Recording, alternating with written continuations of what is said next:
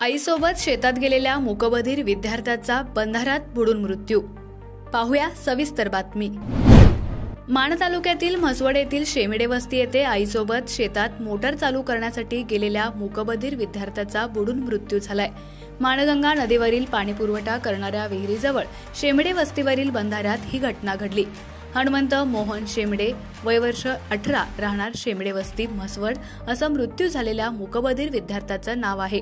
आईसमोरच मुलाचा मृत्यू झाल्यानं परिसरात हळहळ व्यक्त होते।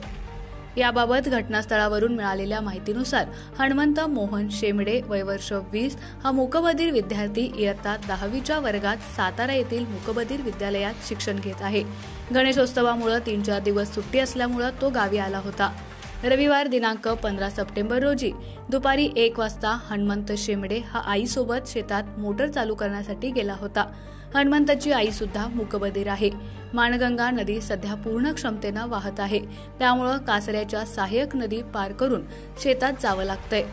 माणगंगा नदी सध्या पूर्ण क्षमतेनं वाहत आहे, त्यामुळे कासऱ्याच्या सहाय्यानं नदी पार करून शेतात जावं लागत आहे। हनुमंत शेमिडे सुद्धा आईला नदीच्या काठावर उभा करून कासऱ्याच्या सहाय्यानं नदी पार करत होता। मात्र नदीच्या मध्यभागी गेल्यानंतर हनुमंत शेमिडे यांचा हातातून कासरा निसटला आणि पाण्यात वाहत गेला। मूकबधीर आईच्या समोर मुलगा वाहून गेला। त्या माऊलीला साधं ओरडता सुद्धा आलं नाही।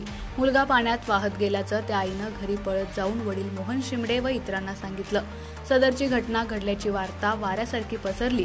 म्हसवड पोलीस स्टेशनचे पोलीस, म्हसवड नगर परिषदेचे कर्मचारी यांनी स्थानिक नागरिकांच्या मदतीनं युद्धपातळीवर शोध मोहीम सुरू केली, परंतु सायंकाळी उशिरापर्यंत तरी हनुमंत शेमिडे याचा शोध लागला नव्हता। या घटनेची माहिती मिळताच आमदार जयकुमार गोरे, दहिवडी उपविभागीय अधिकारी उज्ज्वला गाडेकर, तहसीलदार विकास अहिर व म्हसवड पोलीस स्टेशनचे सहाय्यक पोलीस निरीक्षक सखाराम बिराजदार, मुख्यमंत्री माझी लाडकी बहीण योजना मानखटावचे अध्यक्ष आप्पासाहेब पुकळे, सर्कल, तलाठी, पोलीस कर्मचारी, नगर परिषदेचे कर्मचारी उपस्थित होते। लाभार्थ न्यूजसाठी एकनाथ वाघमोडे, दहिवडी।